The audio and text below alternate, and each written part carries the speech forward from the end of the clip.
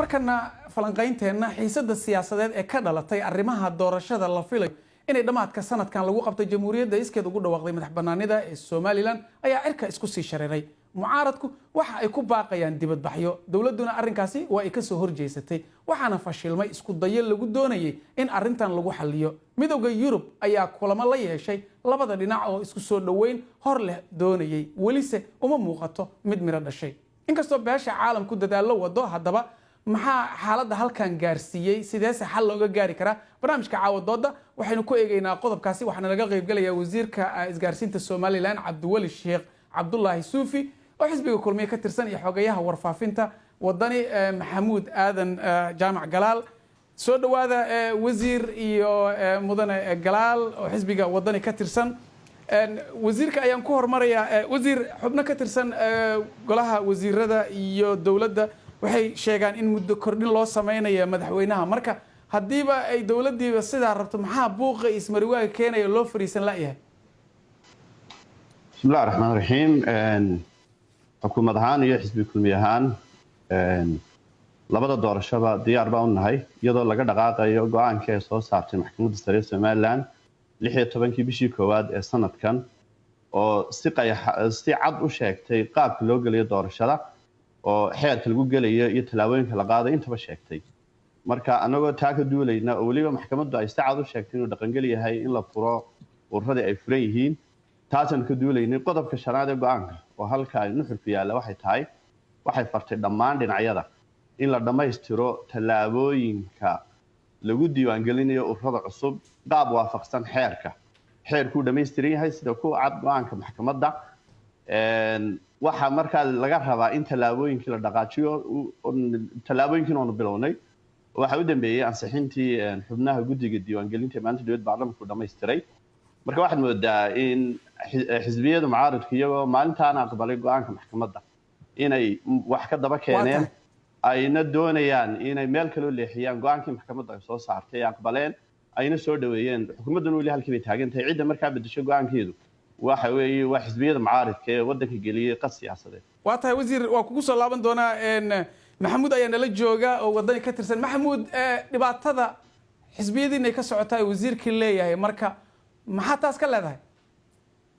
horta assalaamu calaykum waraxmatullaahi wabarakaatu cismaan adiga iyo dhammaan daawadayaasha waan salaamayaa wasiirka waxaan u malaynayaa in la soo kalifay hadalka uu yidhi waa waxba kama jiraan horta waanu ogolaanay go'aankii maxkamadda oo waanu ogolahay go'aankii maxkamadda laakiin wasiirku wuxuu yidhi xeerku wuu dhammaystiran yahay xeerku xaguu ka dhammaystiran yahay wuxuu ku fadhiyaa oo uu salka ku hayaa golaha deegaanka in doorashooyinka ururada lagu galo golaha deegaanna muu odhan maxkamaddu waxay tidhi waa in doorasho toosa la galaa markaa waxaa loo baahan yahay sharci dejinta ama golaha wakiilada in xeerka la geeyo waxani waa iska cayaayir ay xukuumaddu wado ay doonayso muddo kororsi dhab kama aha xubnahan la ansixinayo iyo waxani dhab kama aha waxaananu anagu taaganahay qodob keliya unbaan ku darayaa waxaananu anagu taaganahay cuqdad kama qabno furista ururada haddaad doonaysaan inaad ururada furtaan geeya golaha wakiilada si sharcigaa loo dhammaystiro iyo sharciga doorashada guud taasaan xukuumadda ku leeyahay laakiin waxaanu taaganahay doorashada madaxtooyada iyaa soo horeysa dhistoor iyo xeer marka ay iska hor yimaadaan ee iswaafaqi waayaanna dhistoorka iyaa mudnaanta leh sidaasuu sharcigeenna odhanayaa waqtigoodu dhaco waa la arki jiray inay dadka isku dayaan inay been iyo arrimo waxba kama jiraana ku jahawareeriyaan galaal waa mahadsantahay galaal ukaadi wasiirkan la hadlaya wasiir waan haddaan dareemi karnaaba in xisbiyadii siday u hadlayaan adinkan dhanka aad taagantihiin marka maxaa xal kale ilan dadweynaha caadiga ah ma fahmi karaan xeerarka iyo waxa aad ku doodaysaan waxay rabaan wixii inay socdaan Somalilandna waxay caan ku tahay laguna yaqaanaa nabad iyo waxaadii inay ka sii socoto ismarwaaga dhaqso ay ka gudubto marka soo taas dhaawac ma ku aha wixii inta la soo dhisayay iyo dhaqankii lagu yaqaanay hadiiba labada dhinac wixii waa xeerar maadan arki karin waxa saxda la qaban karo wasiir waan geli doonaa xarka laakiin waad ka arkaysaa hadalkiisa qaabka uu hadlayo xogayuhu oo aad arkaysto kelmadaan ku laayiq ahayn xilka uu sheeganayo inuu sheegayo waxaan ku noqonayaa un go-aanka maxkamaddu uu cad yahay wuxuu leeyahay waxa dhaqangal ah wax ka beddelkii xeerka maxkamaddu iyadaa sheegi lahayd inuu xeerku wax ka dhiman yahay iyagaana gaar u fasiranaya xalku waxa weeye xukuumadda albaabka u furtay madaxweynuhu wuu la kulmay ballan baa la lahaa waqti baa la qabsaday cidda ballankii ka baxday ee diiday inay wadahadalka ay gasho oo wax la iska weydiiyo waa xisbiyada mucaaridka weliba uu ku dhawaaqay xogayaha imika ku jira doodan uu ku jiro cidda buuqa gelisay dalkuna waa iyaga weeyi xukuumaddu diyaar bay u tahay labada doorashona waa la qabanayaa midna waan ku daraya xilka madaxweynuhu wuxuu dhammaanayaa December 2022 liisanka xisbiyaduna wuxuu dhacayaa sanadkan December 2022 labadii doorasho waxay ku hagaageen isku hal bil oo kaliya ta xisbiyadu 6 bilood ka hor in la furo weeyi ta madaxweynahana bil ka hor in la qabto weeyi doorashada marka waxa ay labada ta horeynaysa waa ta ururada ee 6 bilood ka hor in la furo ay tahay ay doonayaan inay majaaraabiyaan meel kale u jeedaan iyagoo ka baqanaya inay galaan doorashada inaanay soo baxan aanay hubin taasa keenaysa meesha halkii miiska ay ka wada hadli lahaayeen galaal doorashada madaxweynaha miiska halkii waa ugu miiska wada hadlada ay doodooda ka sheegi lahaayeen ayay geliyeen miidiyaha iyo buuqina geliyaan bulshada